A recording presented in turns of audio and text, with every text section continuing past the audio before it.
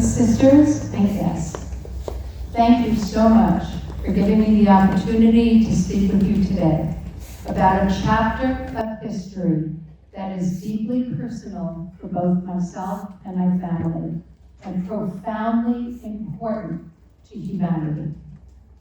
I would like to share the story of both my parents and my in-laws, four remarkable individuals who endured and resisted one of the darkest periods in modern history, the Holocaust. My mother was in 3 concentration camps, and she escaped on the Death March. My father was a partisan resistance fighter. My father-in-law was part of the Ritchie Boys, which I'll explain soon what that was. My mother-in-law was part of the Kinder Transport. Their lives were shaped by suffering, but also by courage, by resilience, and an unshakable belief in the value of human life. Their experiences have taught me that even in the darkest times, love, faith, and unrelenting determination can triumph. So as I reflect on their stories, I'm reminded of the importance of sharing these lessons, especially with those who have dedicated their lives to compassion and service, as you all have. Thank you for listening and for continuing to embody the values that remind us of the light that can shine through even in the greatest darkness. So may we all never forget, and I also would like to dedicate our time together today to the memory of all those that perished in the Holocaust. So I would like, as I'm speaking, this is informal conversation, so please ask questions along the way. One thing I hope not to do is to stand here to lecture, because I'd like it to be a conversation. So the 4 people I spoke about, on the top here is my father. His name, now in the Holocaust and surviving the Holocaust, often your name gets changed, when you were born gets changed. So my father was born with the name Groinem Sekulovich. He was born in a small town, a border town called Lenin, Poland. It was the border of Poland and Russia. After the war, and he came to the United States, his name became Harry Chinitz. I'll tell you why. When my father was coming to the United States, and he was asked, "What is your name?" He didn't know how to write English, he didn't know how to speak English, and he used to tell my sisters and I just remember Harry Truman was a wonderful president, so he said his name was Harry. So I grew up with my father being Harry. So why the last name Chinitz? My father was a partisan resistance fighter. He was in his early 20s. And when it was time to leave, unfortunately he ended up being after the war for a good 5 years. I say unfortunately because it took 5 years to get a visa to come to the United States. So that time was spent in Berlin and Munich. And so he and his brothers that survived as partisan fighters thought they don't want anything. You know, they were in their early 20s, had no idea what the world ahead of them is going to be. And they were afraid they'd be arrested for being the partisans. So what they chose to do was my father and one brother took on the maiden name of their mother, Chinitz. And one brother said, "I'm not doing that, I'm staying with Sekulovich." So that was the change in name. My mother, her name was Hanna Sepelowitz. I'm sorry for those that don't see, but I'll also put it out. Hanna Sepelowitz. My mother lived in Vilna, in Poland. And Vilna, I'd like to give you a quick background on Vilna. Vilna was called the Jerusalem of Lithuania. Why was it called the Jerusalem of Lithuania? Vilna was the culture, what do they call it? The major center of Jewish culture, religion, and learning. There were over 100 plus synagogues. There was 40% before the war of the Jewish population were Jewish people. So anyone around the world that wanted to be serious about rabbinical studies often came to Vilna. The other two individuals, here's my mother-in-law, Elsa. And Elsa grew up in Vienna. She was an only child. Now, mind you, both my parents came from families where they worked very, very hard for whatever money they could make. My mother-in-law, it was a little different circumstance. Growing up in Vienna, she was quite fortunate that her grandparents, her mother's parents, had a furniture business. And she grew up in a cultural city, had the best of everything. But that meant nothing when the Germans were coming in. So I only bring that up because in order to leave at that time, one needed money. And so she was put on the Kindertransport. What is the Kindertransport? Kinder in German means children. And so there was the Kindertransport in which they took about 10,000 children from both Austria and Germany and shipped them to England. So my mother-in-law was an only child. Here she was at the age of 9, put on this train, was sent to an orphanage, going into a foster home, having no sense of will she ever see her parents again. My father-in-law also grew up in Vienna. His father was a jeweler, and he was studying to become a jeweler as well. And again, they were fortunate to have the money to come to the United States before the war. The unfortunate component is his father, they had enough money and visas to get he and his brother out, his mother, but not his father. And I have in my home letters written by his father that were marked return to sender, censored, a stamp with a swastika. Unfortunately, he perished. So my father-in-law came to the United States, and what happened was, he immediately wanted to enroll in the U.S. Army. He wanted to fight back. And he was obviously fluent in German. So what the United States Army did was they took a group of young men, Jewish, who had come from Austria and Germany and were fluent in German. They created a program called the Ritchie Boys. If any of you would like to know more about it, I understand there's a segment on 60 Minutes. And what it was about was he was trained. Here is his uniform. I have boxes of history sitting in my basement, which has to go to a museum one day. But this was his uniform, part of the Ritchie Boys. This was his canteen. This is everything he had. He, in fact, landed on D-Day in Normandy about 18 hours into it.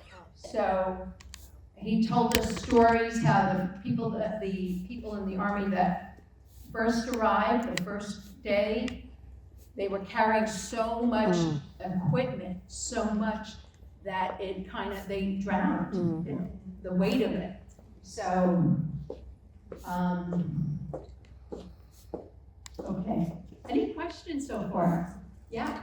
Did your parents meet in in German, or did they meet here? So they met in the United States, in Brooklyn.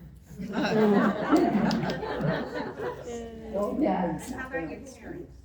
My parents. Yes, and your in-laws, where did they all meet? Oh, so, thank you for asking that. They also met here, because my mother-in-law had a family member that was in the jewelry business. Somehow they knew or heard about Walter Schnauz was looking for work, and so that's how they met. So both parents met here. So I will talk more specifically about my mom first. So her parents were Ethel and Benjamin. And I must emphasize the fact that even though it looks like I have a lot of things here, both my parents have very little.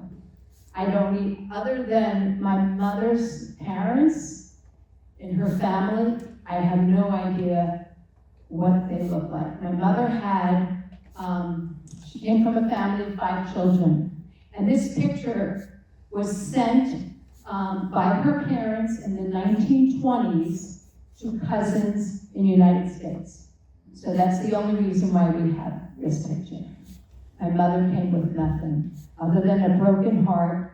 And in fact, I remember being a teenager and she saying to me, I don't even remember what my little sisters look like. It's like a blank. And so why I say this is because I grew up with just the story which I'm about to tell when they got separated.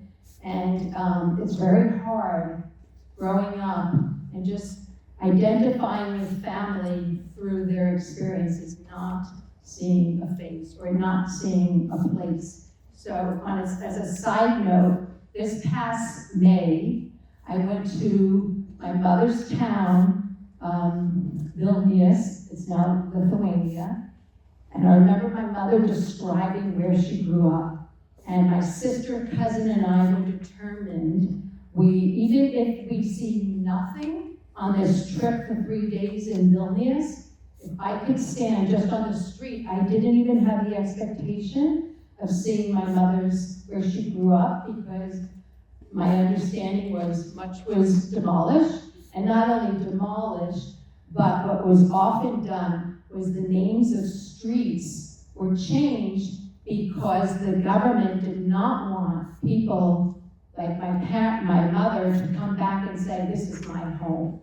So all odds were against us in finding where they lived, and I found, this is an apartment building, I found, which the fact that I found this, my sister, my cousin and I stood in front of this building, and it was a big deal for us to find where my mother grew up, because we would hear stories. Now, my mother was part also of Steven Spielberg. You're all familiar with Steven Spielberg. He had a wonderful project in the early 90s where he sent reporters around the world to document the history. So, you know, I listened to my mother's tape over and over, and she described, it was an apartment building, I had the address, it had a balcony, it was 3 bedrooms on the 2nd floor, so, and then they had a courtyard that they would play. I tried to just stand there and visualize my mother as a child playing. It was very important that I got to see it. So, back to the family. So they grew up in Vilna, 5 children. The oldest perished in the concentration camp. The oldest was a son. His name was Pinkas. The second was Leon, and Leon survived. He was in the concentration camp. The third was my mother, Hannah, and the younger 2 were my mother's 2 sisters, and they were 8 and 11. And I'll get to them in a moment. They perished with their mom. So, any questions, please stop me along the way. Okay, so real briefly, so Vilna changed hands numerous times. It was Russia, it was Germany, it was Poland. It changed many, many times, and as a result of that, my mother actually, in her lifetime, spoke 9 languages.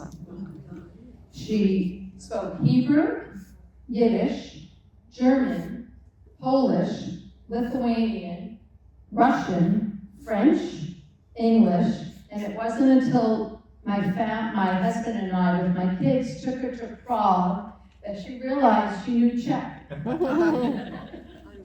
So, anyhow, so life for them before the war was difficult. Their father worked very hard to make a living. What he did was he would travel to the small towns where he was from. He would leave on Monday morning, and he would be there from Monday to Thursday, going to small Polish towns, taking orders. What do people need?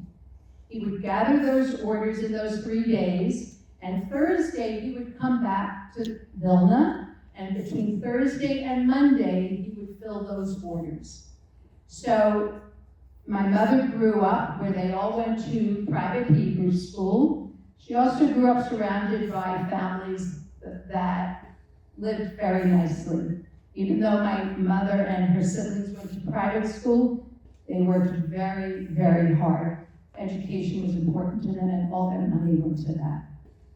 So why this is relevant in terms of what my mother's father did was because he knew the people that worked the trains, non-Jewish people, that actually played a role in helping them to a small extent. You know, he ended up perishing, but they did escape the Vilna ghetto, and that helped him, but I'll get to that in a moment. So life, when the war broke out September 1939, their lives did change a bit. German Jews were coming as refugees to Vilna. Actions started taking place. What actions mean is Germans unexpectedly come into a town, come into your home, and just grab whoever they wanted, felt they needed. That's what you call actions. So typically, whether they wanted to confiscate goods that you had, or they were looking for someone in particular, or they needed young men, strong for labor. So at this point, my mother and her siblings could not go to school anymore. They stayed home. Whenever actions were, they were very careful to run and hide when actions took place. In terms of her father, Benjamin, he could no longer travel by train to individual towns. He tried to make some money in a food store in Vilna. That also didn't last long. My mother remembers anti-Semitism before the war and at the beginning of the war. In Poland, for the most part, Jews were Jewish and they happened to be Polish. They never felt assimilated. It was very difficult always. As opposed to my in-laws in Vienna, they felt Austrian first. They felt very assimilated. There was a big difference. So anyhow, the stories I know are the stories my mother shares. And so a story my mother shares is things that she remembered probably as a child that bothered her. So when the war broke out, my mother's walking, it's 1939, she's born in 1927, she's 12 years old. She's walking on the streets of Vilna. And she walked in the gutter. She said she wouldn't walk on the sidewalk. And a Polish woman walks by her, and she says to her, "You have the blood of a dog. You are not human." And this is something that when you're 12 years old, that stays with you for life. So, so they were frightened. So During that time, from 39 to 41, economically, it was a struggle, it was hard. Then 1941 comes. 1941, they're all gathered and they're told they have to go to the ghetto.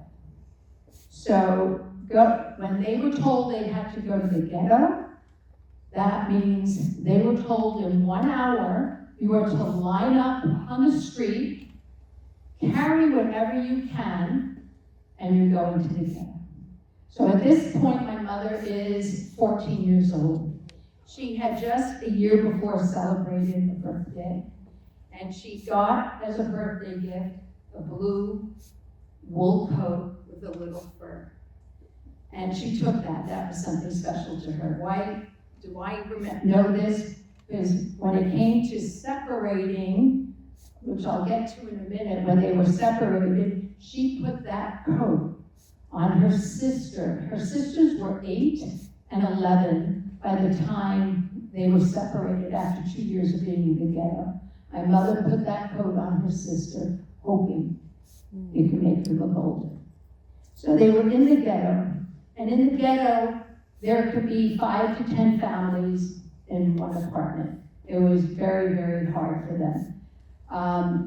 Again, the actions followed. So even in the ghetto, there could be, a truck pull up and they grabbing typically young men for labor.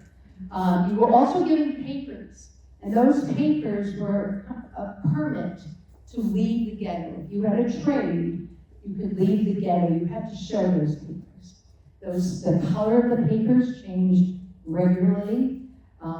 It was hard to get those papers. Anyhow, life became very difficult. Then a cousin came to visit in the ghetto. So they're there for about 6 months, and then the cousin came and said to my mother's father, you should leave. You really have to get your family out, come back to the small towns. They believed that the liquidations would take place first in cities. Nobody knew for sure, but that was their way of thinking.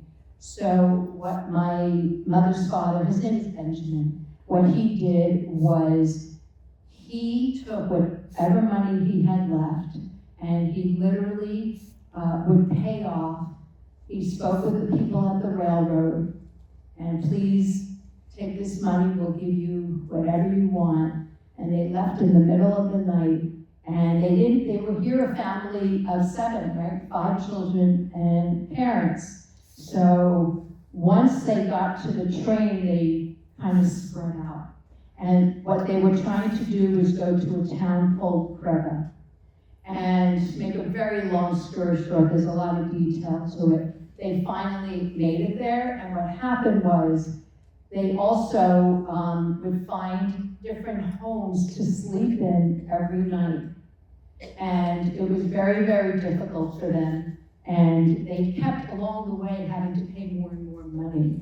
So it wasn't easy. Then at some point while in Creva, the police came in and took my mother and her brother Leon to a labor camp. So my mother ended up escaping the labor camp. And I don't know the details, so my mother doesn't remember, but the fact is her parents and the younger 2 siblings were sent back to the Vilna Ghetto. So at some point, they all ended up back at the Vilna Ghetto. Okay? So then it came time, 1943, where they were about to liquidate the ghetto. So, as I said, I was fortunate enough to go there this past May. I took photos. I knew from my mother and my uncle's story, I knew where the ghetto was. I have pictures of it I can show you guys. The road, when they were liquidated, they were forced out as a family. So they walked up this street, and my sister, cousin, and I traced what they did. They walked up this street as a family.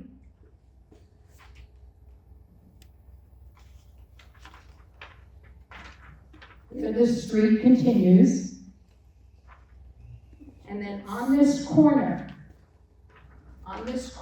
right here, is where the father the two brothers were separated. All this happened in seconds. Were separated from the mother, my mother, Hannah, and her two younger sisters. So they were separated. Everything happened in seconds. The interesting thing is, I remember my mother saying when they were separated, my mother always talked about, she was on this, she called it a ditch. She was in a ditch with her mother and two little sisters. It was raining. She didn't know where they were just in this ditch. And they were up all night, and 4 a.m, they could hear screaming.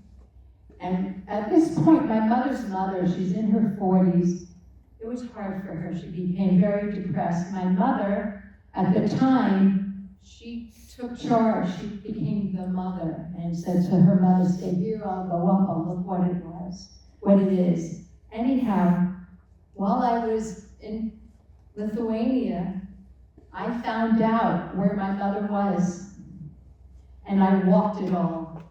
She was brought, I just showed you the corner where the men were separated from the women. Right to the right of that are the gates to a monastery. They were all the women and children had to walk through these gates, and then in the back of the monastery is a steep hill. That's where my mother was. So, to me, I knew the story, but to walk it and be there was a lifetime experience for me. It really was incredible. So, I'd rather than show you, okay. Then it came time, all the screaming, what was going on at 4 a.m, my mother went up to see. It turns out the Nazis were executing two people that were from the Vilna Ghetto resistance, and they came out of the sewer not knowing that the Nazis were there, and they were executed there. So then after that, it's 6 a.m, and they're bringing all thousands of women and children, and they bring them up this hill through the gate of the monastery, and they're all lined up, and it's my mother's mother, Ethel, holding the hand of her 11-year-old sister. Her name is Miriam, and my mother is behind them holding Basia's hand, who's 8. And remember, Basia had this blue coat on to look older. So it's right, it's a second, right, left, right, left. Okay, so they separated her mother and 11-year-old sister, immediately separated for execution. Behind her was my mother and her 8-year-old. They separated, sent my mother to the for her to go to work. And my mother is screaming, my Schwester, that means my sister, my Schwester, she wanted to go with her. So one Nazi says in German, let her go. And the other one insisted and pushed my mother. So that's the last time my mother saw her sister. You have to put it on green light.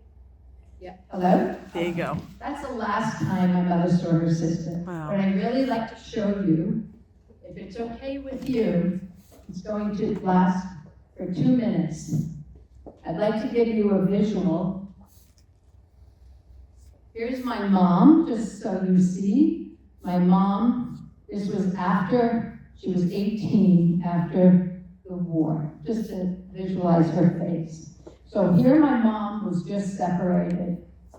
I'm going to show you the walk that everyone that was to go for work to a concentration camp, the path they took to the train.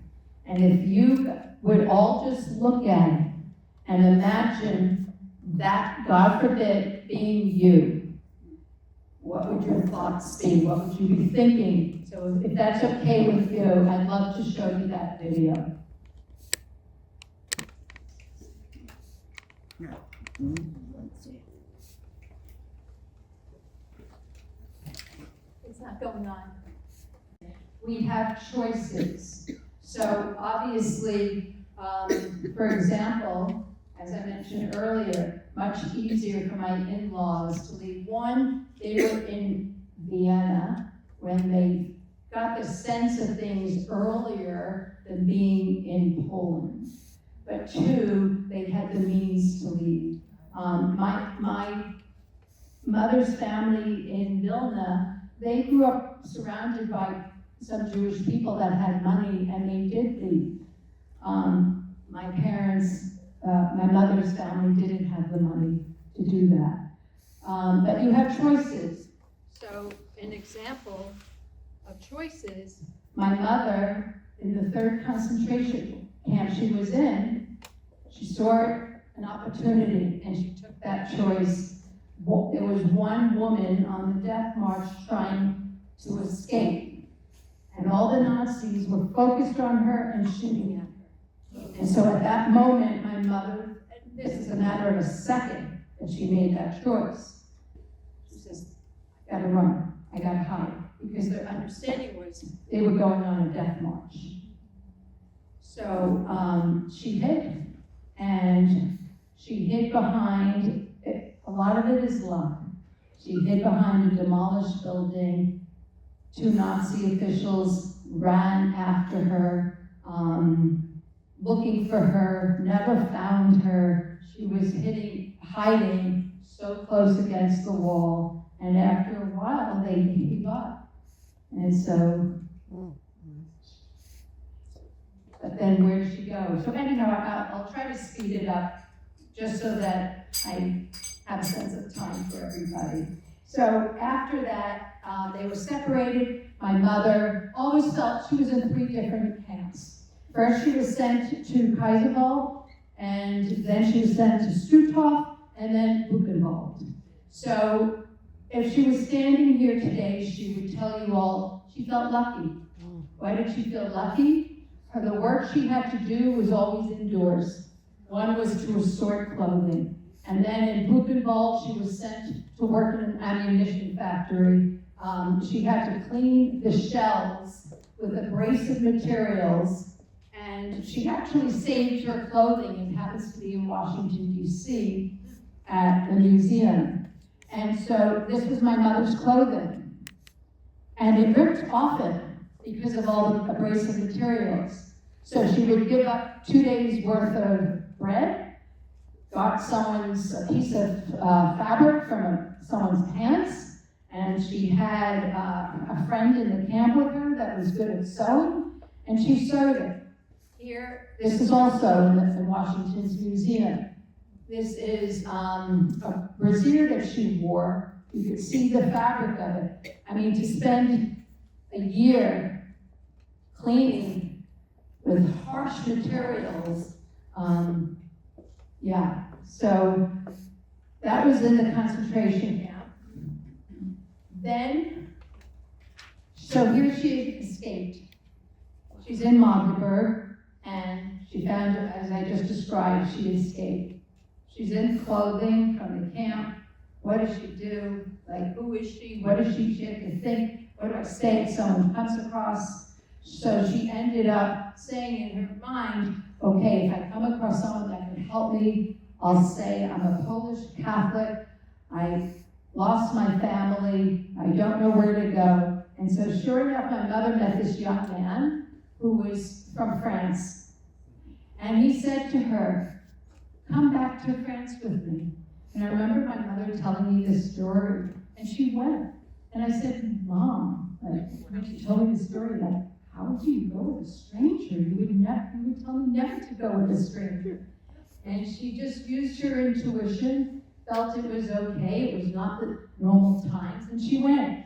Anyhow, make a very long story short, she went to France, stayed in Lille, stayed in his family's apartment, and on Sundays, the father said, come to church with us. He'll come to church with us. And my mother knew she doesn't know how that will be a dead giveaway. Like, she has to come up with a reason why she can't go to church. She said she didn't feel well.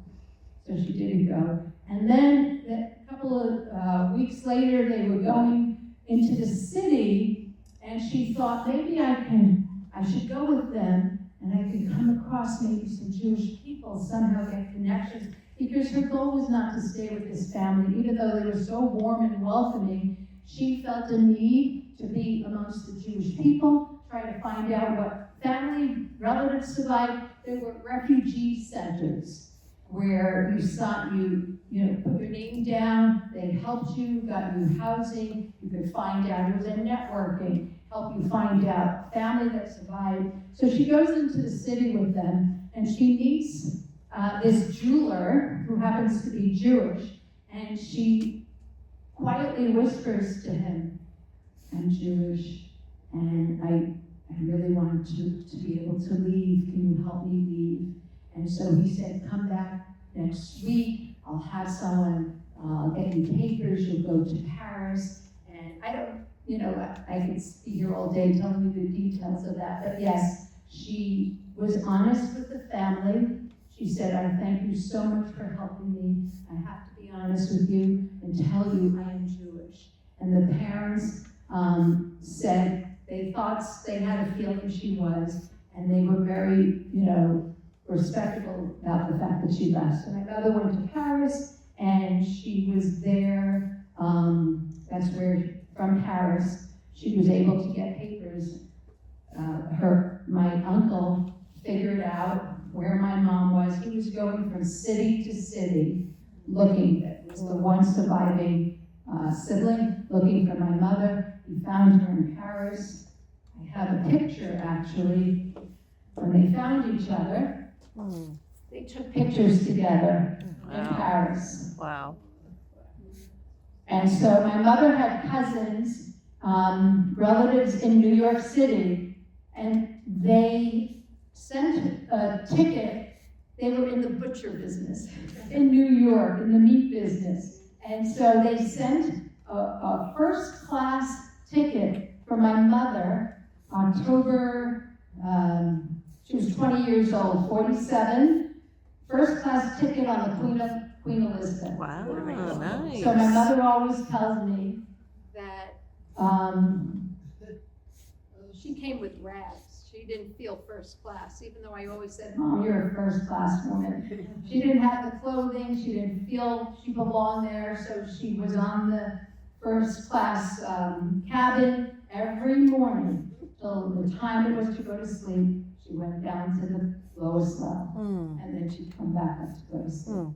So, any questions? Beautiful. I thank you for sharing that so much. In fact, when I went to Poland, and God bless this woman that did that, God bless her.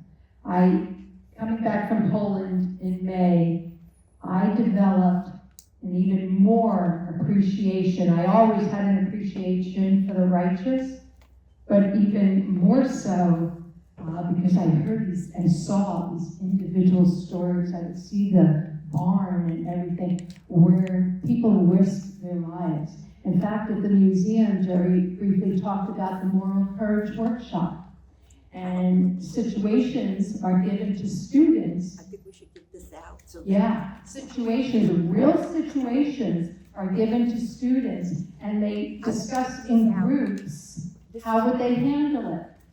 And then afterwards, the teacher, Galit is the educator, she then discussed what they presented, how they would handle it, and then she tells them what really happened, because it was a true situation. And I applaud, I'm mesmerized by righteous people that not only would risk their lives, their family lives, for someone they knew, but for a complete stranger. It is amazing, amazing. So what I'll do now, please, any other questions? I'll speak briefly I'll speak briefly about my father. My father, Groyan Sekulovich Harry Chiditz. So, I'll tell you something interesting. Father Patrick Dubois, anyone familiar with his name? So he had, it's called Holocaust by Bullets. I forgot the name of his organization. But what he did, and his organization, is they would go to towns in Eastern Europe. They call it Holocaust by Bullets because not everyone was sent to the concentration camps. Often, especially at the beginning, and especially in Eastern Europe, around the Ukraine area, the Nazis would come, and this is just what they did in my father's town. They would come and gather up everyone. They would line them up, they would bring them to a mass grave, and they would shoot them. So through the museum, we had a program, and I learned about what they did. So my father ended up, as soon as he heard that his town was liquidated, he was in a labor camp. He decided it's time to leave. He was in a forest. He grew up near a forest, so he knew how to navigate it. He was a partisan resistance fighter. And then what they did was they would plant mines under the trains. And unfortunately, this was he with his brothers. His youngest brother was 9 years old. He just attached him on a belt to my father. So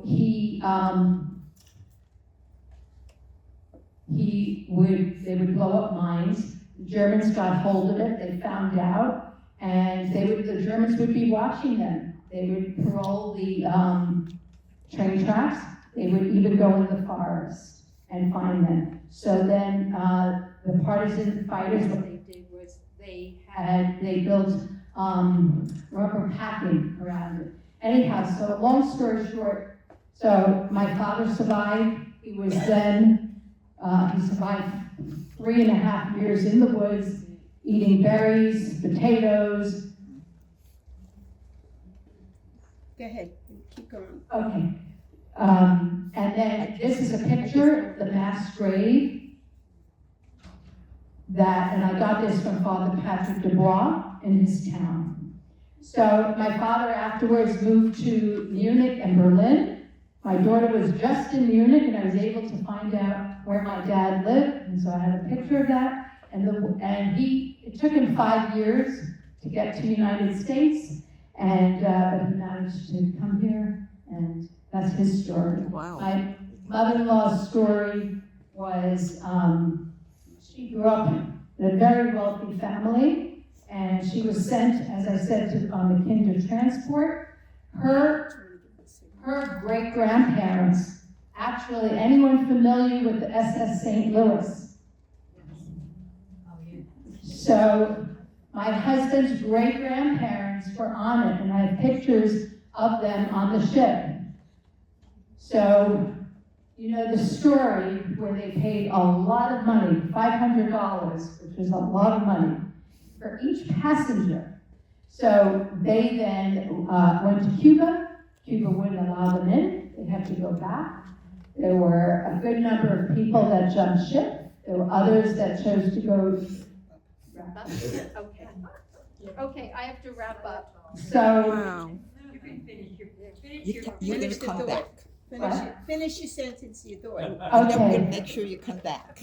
I will come back. I have so much to share, and I thank you all. I will come back. Okay.